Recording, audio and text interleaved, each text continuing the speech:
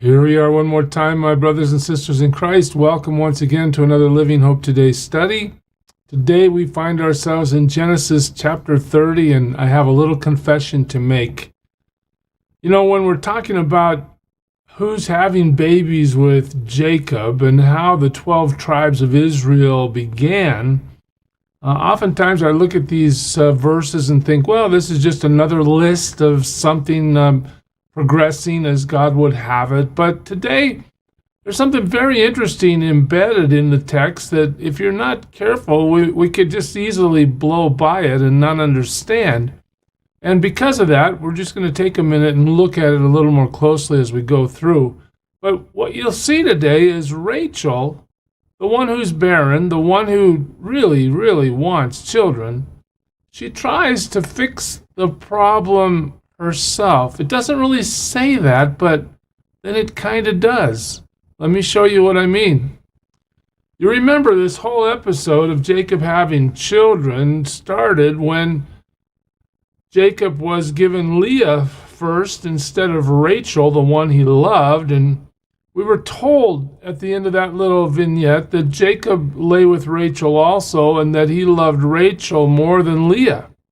There's been this heartfelt thing for Leah all through the narrative that she's been unwanted. She's been unappreciated. Well, by the time you get to verse 14 of chapter 30, we read this. During the wheat harvest, Reuben. Who's Reuben? Well, he's the firstborn between Jacob and Leah. You know, they've been having kids a lot. I think Reuben's probably 5 or 6 years old at this point. During the wheat harvest, Reuben went out into the fields and found some mandrake plants, which he brought to his mother Leah. And Rachel said to Leah, "Please give me some of your son's mandrakes." Now, do you know what a mandrake is? I didn't know what a mandrake is, but let's keep going in the text. We're going to get to it here in a second. The text moves forward to say, "But she said to her, 'Wasn't it enough that you took away my husband?'" Again, here we go. The rivalry. Leah's the one that's not loved. She resents Rachel. Rachel's the one that is loved. And so Leah's saying, "Hey, you took away my husband." And now she says, "Will you take my son's mandrakes too?"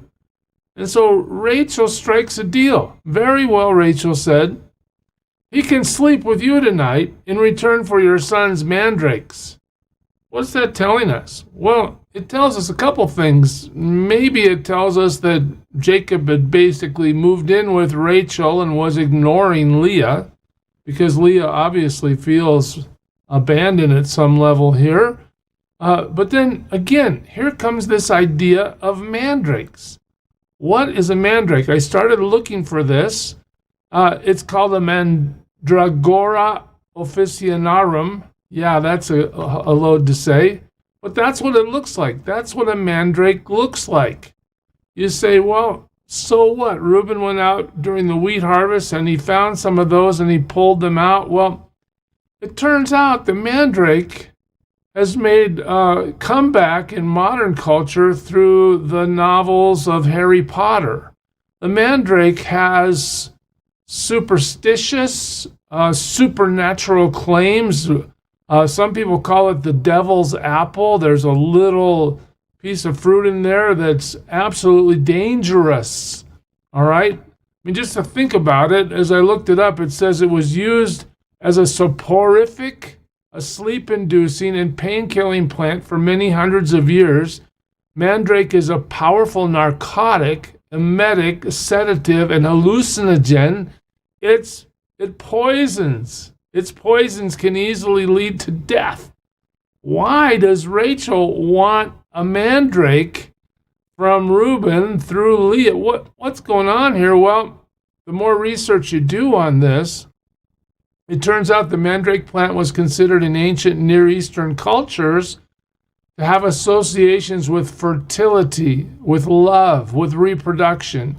Its root resembles a human figure, and which may have contributed to its reputation as a fertility enhancer or aphrodisiac.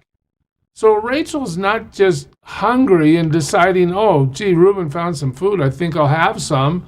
No, Rachel's involved in trying to, maybe superstitiously, in fact, I saw a video of a guy eating a mandrake. He took such great care to get all the seeds out of it because he knew he would be violently sick if he ate those seeds. But I was surprised to find so much about the mandrake online these days. In the end, Rachel might have thought that this was her solution. Yeah, sure, she'd been praying to God, but God hasn't been moving. Everybody else has been having babies but her. Okay, maybe she's out there now saying, these mandrakes are my ticket. This is how I'm going to have a baby. I need to move forward and try to solve my problem for myself. Have you ever tried to do that? Well, here Rachel is, under the surface of the story, pursuing that based on what Middle Eastern opinions were of the mandrake plant. Okay, back to Genesis. So when Jacob came in from the fields that evening, Leah went out to meet him. All right, I just struck a deal with Rachel. Hey, you have to sleep with me. I have hired you. That sounds really romantic, doesn't it? I hired you with my son's mandrakes. So, of course, Jacob, what choice does he have? He slept with her that night. And here we go again. God listened to Leah. Okay, now watch. In verse 17, what do we see? That the text is written to make sure we understand that God is the source of the new pregnancy, that it's not mandrakes and it's not anything else. It's God himself involved in the human realm to say, I want another son from Leah. I'm going to facilitate it, make it happen. God listens to Leah. She became pregnant and bore Jacob a fifth son. So in terms of the battle between Leah and Rachel, it's 5-0. Wow. 5-0. Rachel has to be suffering. Leah said, God has rewarded me for giving my maidservant to my husband. So she named him Issachar. All right, we'll talk more about that in a moment. But notice, Rachel gave her maidservant to Jacob, Zilpah, right? We'll cover that in a second. But she attributes her pregnancy to God's power. It's rewarded. God's rewarding her. But not because I prayed and asked God to help me, no, but because I gave my maidservant to my husband. Again, do you see the tension in this? That maybe that wasn't what she really wanted to do, but now she feels like she's rewarded because she did it? Well, Rachel's about to go 6-0. Or I should say 0-6 for her. Leah's 6-0. Leah conceived again and bore Jacob a sixth son. Man, it's got to start to hurt for Rachel, doesn't it? Then Leah said, God has presented me with a precious gift. Notice again, God is the one responsible for the new life. This time my husband will treat me with honor because I have borne him sons. Now, isn't that an insightful line? I'm going to have honor from my husband. I'm going to be treated well from my husband. He's going to love me. Why? Because I've borne him 6 sons. So she named him Zebulun. Again, Leah's quest to be acceptable, to be loved by Jacob is a thread that runs through this whole story. And God's not done with Leah yet. Watch this. Sometime later, she gave birth, whoops, wrong button. She gave birth to a daughter named Dinah.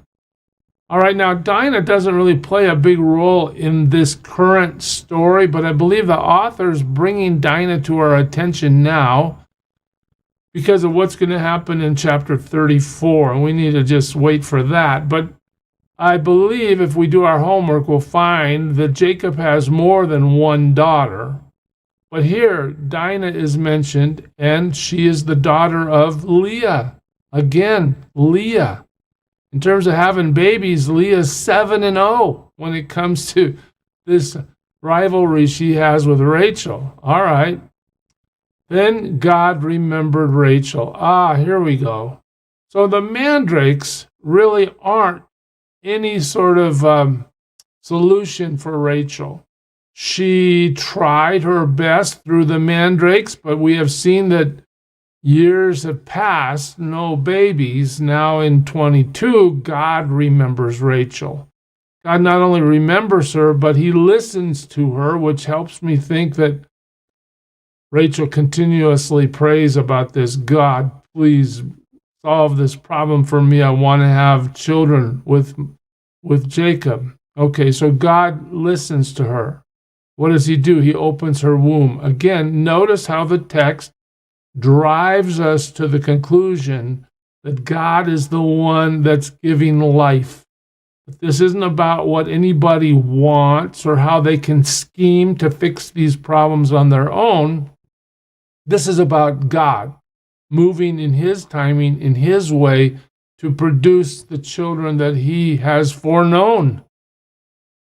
Interesting. So Rachel has a baby. She became pregnant. She gave birth to a son. What's her response to that? God has taken away my disgrace. I'm sure we cannot overstate the relief that Rachel feels to produce a child. And it's not just a child, it's a son. And it's not just a son, it's a son named Joseph. And we'll see Joseph becomes one of the main characters in Genesis as we continue forward. She named him Joseph and said, may the Lord add to me another son. In other words, I'm so thrilled that I had Joseph, but I don't want to stop here. Let's keep going. So just by way of review, before we go our ways today to serve the Lord as he's called us, I want to go back through this lineage. We start with Jacob. Jacob is given Leah as a wife before he's given Rachel because Laban tricked him. Do you remember? And out of that union, we have Reuben. He's named Reuben. It means, behold, a son. Then she has Simeon. That means God is heard. Then she has Levi. The meaning at the root of Levi is attached. Remember that Levi is the son who, all these sons become tribes of Israel. Levi is the tribe that will produce the priesthood. Okay, and then Judah. His name means praise. Judah is the one who is the forefather of the Messiah.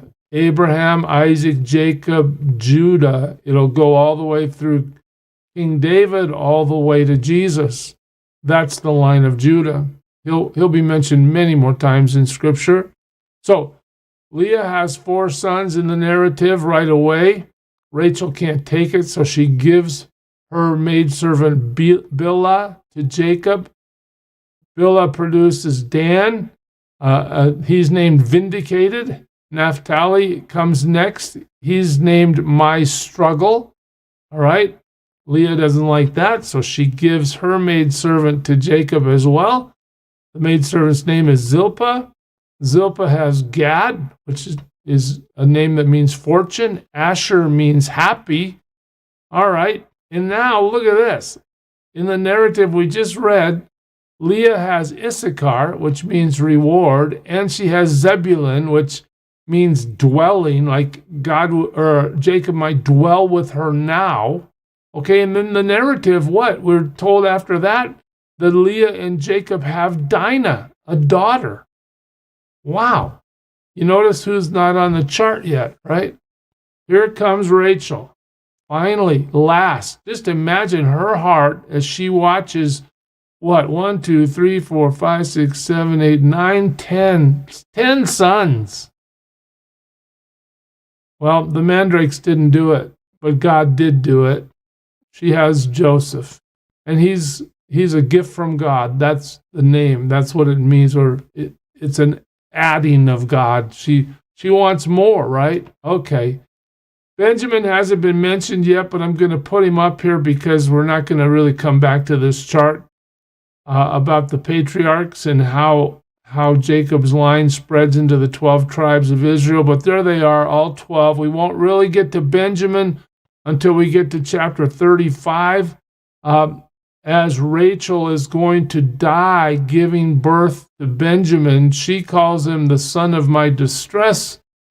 Jacob calls him the son of the south.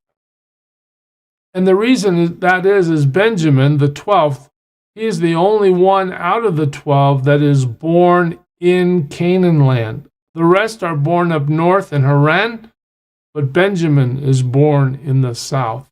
This is how God saw fit in history to bring forth his Messiah and to keep his promise to Abraham that all nations will be blessed through his line. But I want you to just step back today for a second and say, God, am I trying to fix my own problems with my own ingenuity? It never works. It never works. Jesus is the vine, we're the branches. Without him, we can do how much? Nothing. God requires total dependence and submission and obedience. God moves his purpose forward through the people who serve him well. And I pray you serve him well today. God bless you.